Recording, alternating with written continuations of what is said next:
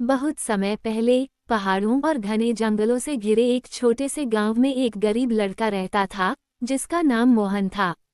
उसके पास न धन था, न कोई बड़ा घर, लेकिन उसके पास एक सच्चा साथी था, एक छोटा सा भूरे रंग का कुत्ता, जिसका नाम था शेरू। शेरू कोई साधारण कुत्ता नहीं था। वो हमेशा मोहन के साथ रहता, खेतों में जाता, जंगल में लकड़ियां लाने जाता और रात को उसके पैरों के पास सो जाता। गांव वाले अक्सर कहते, ये कुत्ता इंसानों से ज्यादा समझदार है। मोहन की माँ बहुत बीमार रहती थी। घर में खाने तक के पैसे नहीं थे। कई रातें ऐसी गुजरती जब मोहन खुद भूखा सो जाता, लेकिन शेरू के लिए रोटी का टुकड़ा जरूर बचा लेता। शेरू भी जैसे मोहन का दर्द समझता था। वह चुपचाप उसकी गोद में सिर रखकर बैठ जाता। एक दिन गांव में भयंकर तूफान आया। आसमान में बिजली चमक रही थी और तेज बारिश से पूरा गांव डर गया था। उसी रात मोहन की मां की तबीयत अचानक बहुत खराब हो गई। गांव का वैद्य जंगल के उस पार रहता था। मोहन डरते हुए भी मदद लेने निकल पड़ा। जंगल पूरी तरह अंधेरे में डूबा हुआ था। हवा इतनी तेज थी कि पेड़ झुक रहे थे। तभी रास्ते में मोहन का पैर फिसला और वह गहरी खाई के किनारे जा गिरा। वह मदद के लिए चिल्लाया, लेकिन वहां कोई नहीं था। तभी शेरू तेजी से दौड़कर आया। उसने अपने दांतों से मोहन की कमीज पकड़ ली और पूरी ताकत से उसे ऊपर खींच लिया। मोहन की आंखों में आंसू आ गए। उसने शेरू को गले लगा लिया, लेकिन तभी अचानक जंगल में एक अजीब रोशनी चमकी। मोहन ने देखा कि एक बूढ़ा साधु उनके सामने खड़ा था। उसकी आंखों में अद्भुत चमक थी। साधु मुस्कुराया और बोला, बेटा, तुम्हारे कुत्ते ने आज अपनी जान की परवाह किए बिना तुम्हारी रक्षा की है। ऐसे वफादार जीव बहुत कम होते हैं, इसलिए मैं इसे 3 विचित्र वरदान देता हूँ। इतना कहकर साधु ने शेरू के सिर पर हाथ रखा। अचानक उसके शरीर से सुनहरी रोशनी निकलने लगी। पहला वरदान, शेरू इंसानों की भाषा समझ और बोल सकेगा। दूसरा वरदान, वह आने वाले खतरे को पहले ही महसूस कर सकेगा। तीसरा वरदान, उसका प्यार किसी भी टूटे दिल को ठीक कर सकेगा। ये कहकर साधु गायब हो गया।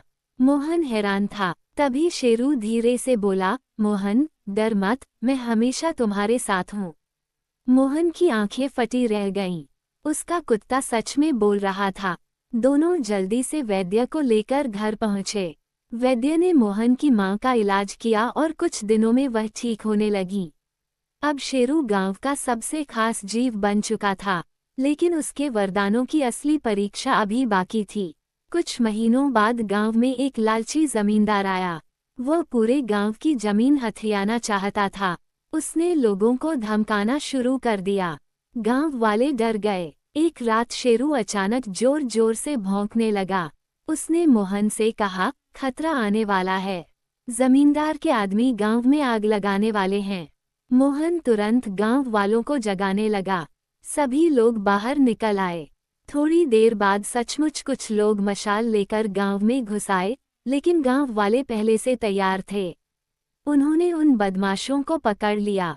उस दिन के बाद गांव वाले शेरू को चमत्कारी मानने लगे। लेकिन सबसे बड़ा चमत्कार अभी होना बाकी था। गांव में एक बूढ़ी औरत रहती थी, जिसका बेटा कई साल पहले शहर गया था और कभी वापस नहीं आया। वो हर दिन रोती रहती थी। उसका दिल पूरी तरह टूट चुका था। एक दिन शेरू चुपचाप उसके पास जाकर बैठ गया।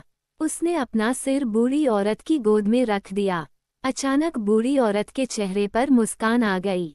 वर्षों बाद उसकी आंखों में शांति दिखाई दी। वह बोली, पता नहीं क्यों, लेकिन आज मुझे ऐसा लग रहा है जैसे मेरा बेटा मेरे पास है। धीरे धीरे गांव के दुखी लोग शेरू के पास आने लगे। कोई अपना दर्द लेकर आता, कोई अकेलापन, और शेरू बस चुपचाप उनके पास बैठ जाता। लोगों का दिल हल्का हो जाता। मोहन समझ गया था कि तीसरा वरदान सबसे अनमोल था। समय बीतता गया। शेरू बूढ़ा होने लगा। उसकी चाल धीमी हो गई थी। एक रात वह मोहन के पास आकर लेट गया।